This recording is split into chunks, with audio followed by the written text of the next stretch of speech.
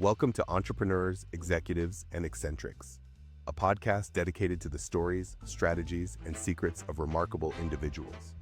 Join us as we engage in enlightening conversations with intriguing entrepreneurs, accomplished executives, and fascinating eccentrics, exploring their journeys, triumphs, and the unconventional wisdom that has shaped their success. In this episode, we sit down with Rowe, founder of St. Angelo's Pizza in Atlanta. Sean talks about growing up around the family pizza shop, making the leap from software to restaurants, and learning the business the hard way.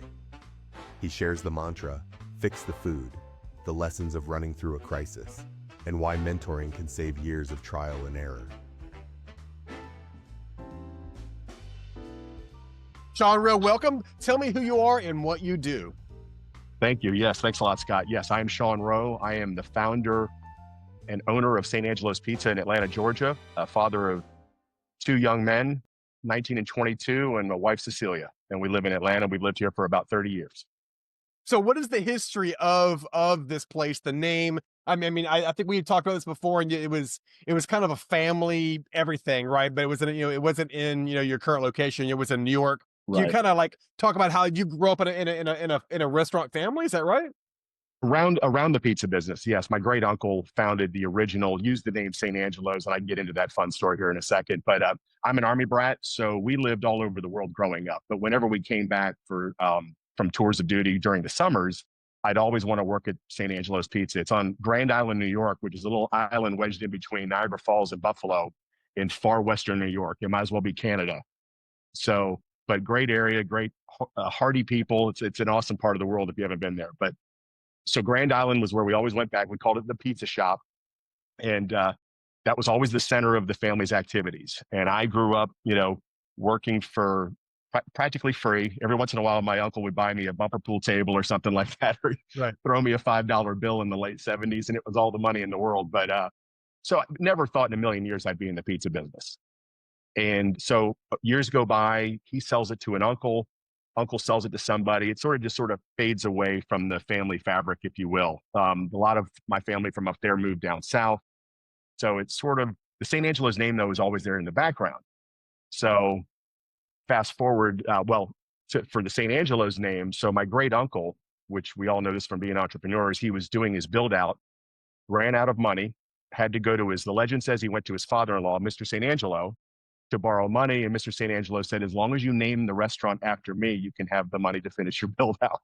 That is freaking awesome. That is an awesome origin story. Like, oh yeah, exactly. I'll give you the money, but it's my name. Okay. Exactly. It's Italian. So it, screams pizza and pasta and wings. Wings are obviously big up there, but so St. Angelo. So when this opportunity came about, which I'm sure we'll get into, I said, well, let's just use the St. Angelo's name. Uncle Bob doesn't care. It's not like there are any more entities. And so I just formed it under the name St. Angelo's again. And it's nice referring to it all the time, So what year is this? Okay, so you reconstitute the family-esque business with the right name, the same name. Yeah. What year is this and where is this at? So this is 2003. And I have come off 10 years of college, the finance business, and the software business. And I'd done pretty well in the software business, wanted to take a break, started teaching music on the side just for fun. And my uncle comes to me and says, let's open up a pizzeria. And so as his well-to-do, I guess, nephew, I said, oh, how hard can this be? So the food business is so easy. What could go wrong, right? It's so easy. Right? So great. I have my own place, that I can go in there and have a beer when I feel like it for free, so to speak. But wrote him a very obnoxious 6-figure check overall. And it was a disaster. The food was horrible. The menu was terrible. I mean, our house salad at the time was iceberg, chopped onion, and tomato. And that was our gourmet. I mean, it was just, I didn't know any better. I grew up in the pizza business around pizza things, but didn't know what to do. So this is 2003. I kind of rode him for about 6 months. God love my uncle, but he said, "Can you buy me out?" So here I am saddled with this restaurant that I have no idea what I'm doing. And so I called a consultant in Las Vegas, Cameron, super nice guy. And I said to him, listen, here's my situation. I can't get customers in the door. It's going under. And he goes, well, how's the food? And I said, it's terrible. And he says, well, then stop marketing because you're just upsetting everybody that you're marketing to. He goes, you're And it putting out. seems obvious. But no, but Yeah, it seems obvious, and it took an outside consultant to tell you if you could just stop shooting yourself in the crotch, that would be amazing. Let's go burn that money on the food, and then go. Okay, sorry, continue on. exactly. So one of our family mantras, and my wife has a series of music academies as well. One of our sayings is "fix the food." We use that term all the time. If there's an issue we're going through, it's fix the food. So I double down. I go from this location. It's in Marietta, Georgia. The rent's cheap. The pizza's cheap. It's not good pizza. And I said, if I'm going to get my money back, I need to open up another location, 3 times the rent, 4 times the rent, more expensive ingredients, the best cheese in the country from Wisconsin, the best sausage out of Chicago, redo it, and the place just takes off. So I go up to the other store, I close that one down immediately, pay off the lease, and then start this one. And then really navigate through, fast forward 4 or 5 years of just the day in, day out of the drudgery of putting up menus on mailboxes at 3 a.m. My sons don't remember any of that stuff. They just when they came into consciousness, the restaurant was just successful. They go, oh, this is pretty cool. So, and then Lehman Brothers didn't help because I had just moved that location to a bigger location, and that was September of 2008. And nobody was spending money on food for literally the rest of the year. So that was fun getting through that. And but I could say the rest is history. But no, we've always grown and evolved since then through COVID. So it's definitely it's a winding journey. It's certainly not linear. So okay, so you're literally, you grow up pizza adjacent, right? We're not really in the pizza business. You're pizza adjacent, right? And I'm a so, software guy. I can spell pizza and I've seen pizza and I've seen it made, but I don't really know how to make good pizza quite yet, right? You get into this business because you're thinking, you at the time you're thinking it seems like a decent investment. Love my uncle, let's go do this. So pizza adjacent becomes a disaster, and then you have to relearn the business. So this consultant, is it a pizza consultant? Is that a thing? He is. That's what he does. He's an expert at kind of, helping out struggling pizzerias, like just the basics. What am I doing wrong? And there's a few bullet points that he has. He'll come in personally or phone consultation. He was an immense help. It's a niche. How much? Wait, this is 2000. I'm gonna say 5, right? Is that at this point? Roughly, yeah. This point? Yeah. Yep. You had slogged through the pizza adjacent years, right, into 2006. You hired this guy. Was it like $5,000, 20? Out of curiosity, I'm like, what is a consultant? Pizza consultant? I think it was about, at the time, it was probably about 5. It was 5 for a lot of phone time, and he never actually visited. We did a lot of we were on the phone a lot, and it helped. He was very, very available with his time, and yes, a very specific niche. And I think he still goes out. I mean, I haven't seen him in a few years, but I want still to goes get out his information from you when this is done because I want to talk. That is a very niche business, but let's continue on. Yeah. I mean, is your dough? I'm a pizza fanatic.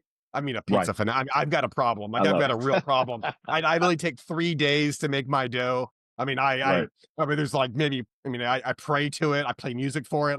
So I'm assuming your pizza guy was like, okay, is your dough good? And you're like, yeah, it's okay, right? Absolutely. What's funny is he was more, you go to work and fix start looking for ingredients and how to do this. And I made hundreds of batches of dough that we threw away. And dough, is very particular, very finicky. If it's a warm day in the kitchen or it's a cold day in the kitchen, sometimes we use ice, sometimes we don't. Humid, all little different things. It's all right. It's all related. Yep. And I've got the masters now between both my locations. They're phenomenal. But it took me, it was probably 2 or 3 years of trial and error with everything. Garlic nuts. The wings I knew. I'm from Niagara Falls, Buffalo, New York. The wings were a no-brainer. Right. You put them in the fryer. Had a PhD in wings, right? That was wings were I could do that. We upgraded all the salads. My wife gave me a lot of help there. And so little by little, the menu started to come around, and all of a sudden the food, we changed the sauce. The cheese obviously helped, the new sausage.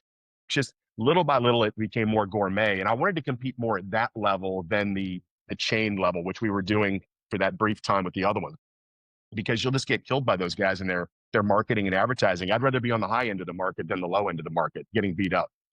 So yeah, that time, I don't know if you remember, the Cinedots came out. Someone released those.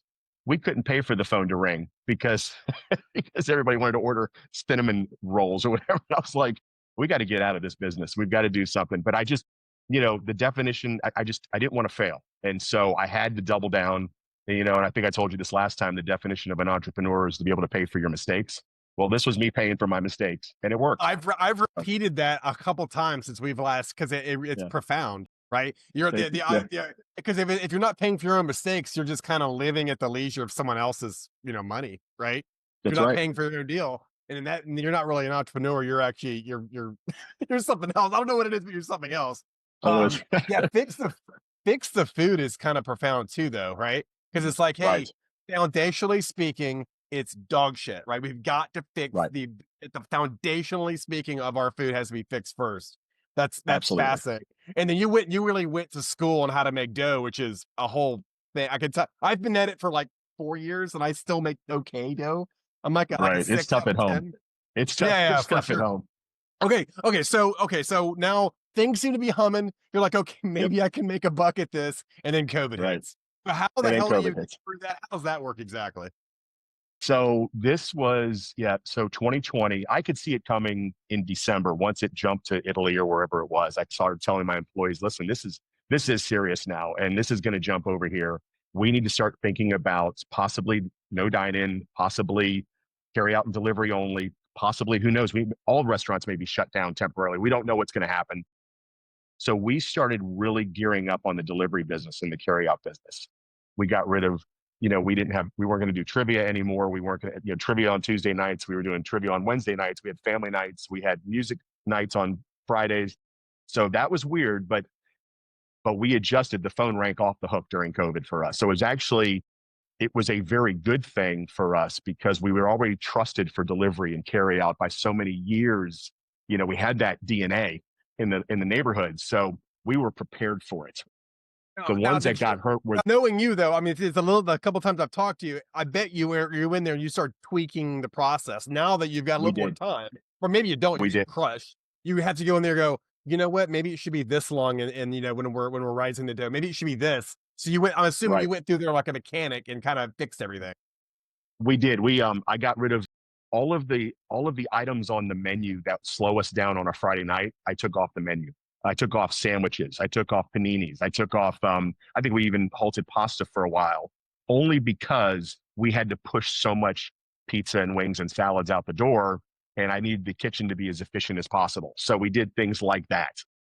And it helped. And what's funny, I haven't brought back sandwiches or paninis because they still choke the kitchen and slow the kitchen down.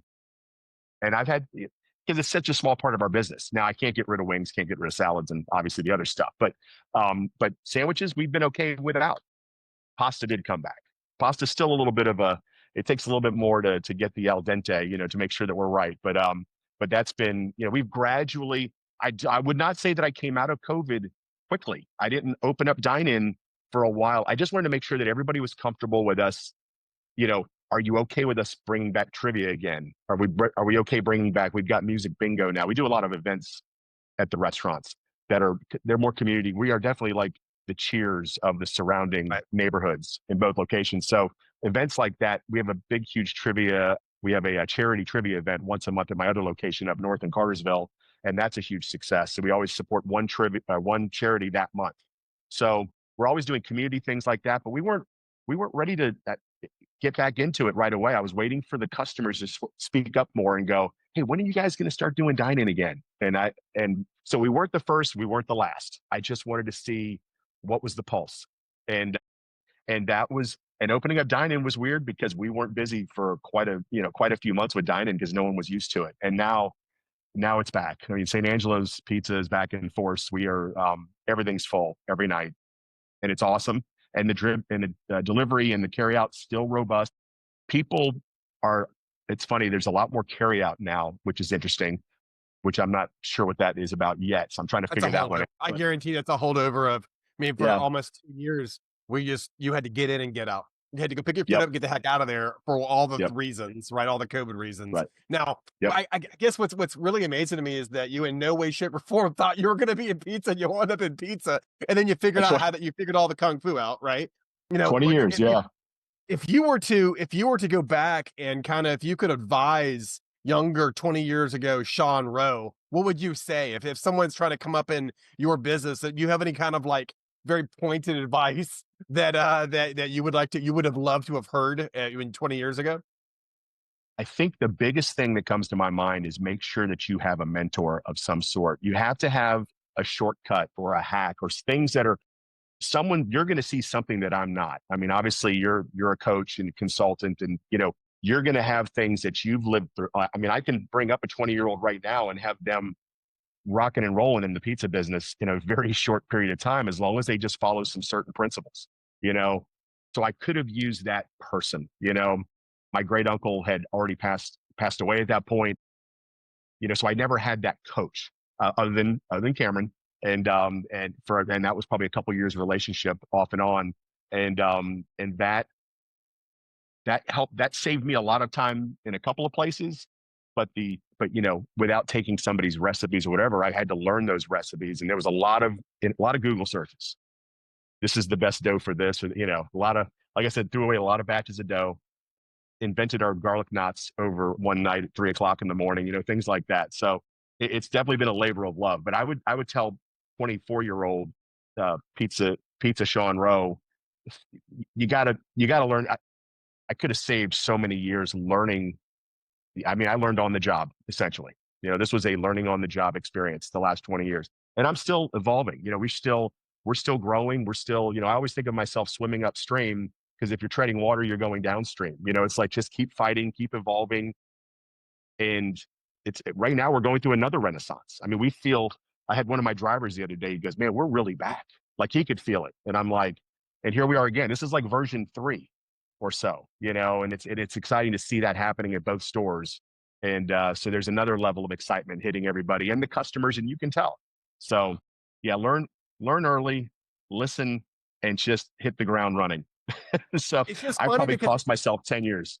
I know, but it really sounds like you're fixing the plane as it's taken off. Right? Like, that's like the thing that feeds your family, the thing that feeds all these other people's families, literally, Yeah. right? And as a business, you're like, we should work on that engine right there. That engine doesn't seem very good or whatever. That pretty much describes the first 15 to 18 years. Yeah, pretty much.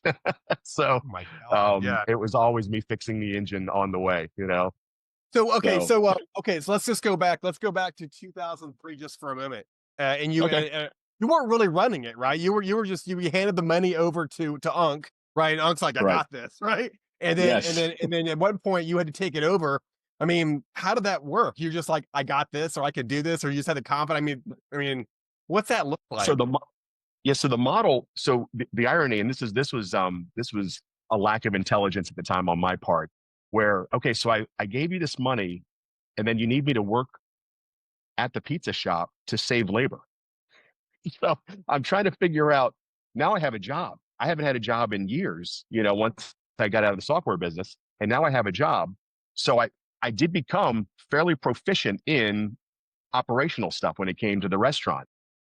When I bought him out, I did have some managers in place. It's incredible who we have now. I've got general managers and shift managers, and we've got an incredible staff now. It was probably like 80 people between the two stores. But back then, it was just a lot of pizza dudes, if I can call them that. It was just guys that I'm relying on to show up on time. I used to have to drive by the restaurant on a Sunday morning just to make sure that it was open, just to make sure somebody woke up and actually opened the store for business. I did that for a long time.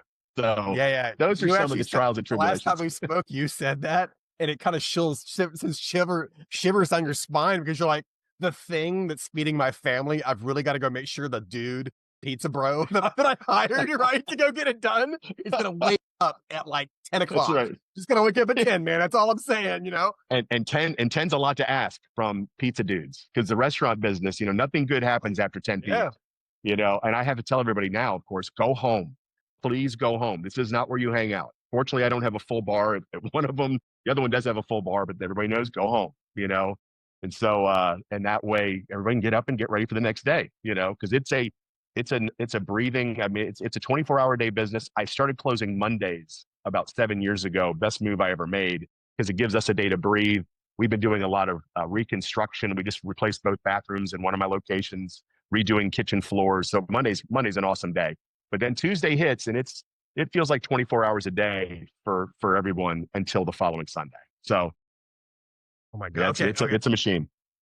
But yeah, it's just the food business scary. It's funny because I don't know. You ever watch The Bear, of the show The Bear on Hulu? You ever heard of this I'm before? familiar with it. No, it's on my list to watch because I love that It'll actor. give you an anxiety attack. It gives the non restaurant people anxiety attacks. It's gonna give Right. you a stroke. I'm dead serious. Have it with a glass of wine because it is stressful. I would. It is gonna. It's gonna kill an entire generation of restaurant entrepreneurs. That's how bad it is. That's how That's hard. It's okay. Um, I I get approached once a month about restaurant ideas and should I do this? And my answer is always no. I always tell them, don't do it. Don't do it. You know, you've got a good life. Oh, I'm in the software business and then consult. Figure out a way to consult with your specialty. I said, I know it'd be cute to open up a coffee shop, a donut shop. My wife makes really good cakes. But, well, I'm telling you, it's a road to ruin unless, after 20 years, it's awesome.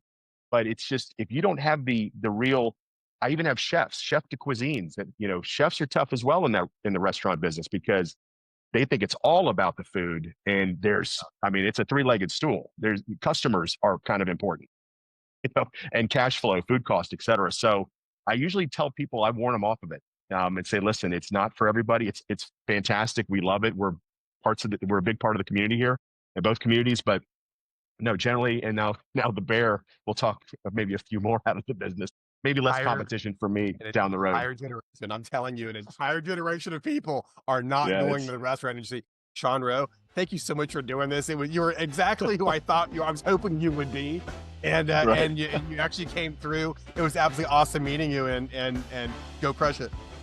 That's awesome, man. I appreciate that. Great. Thanks, Scott.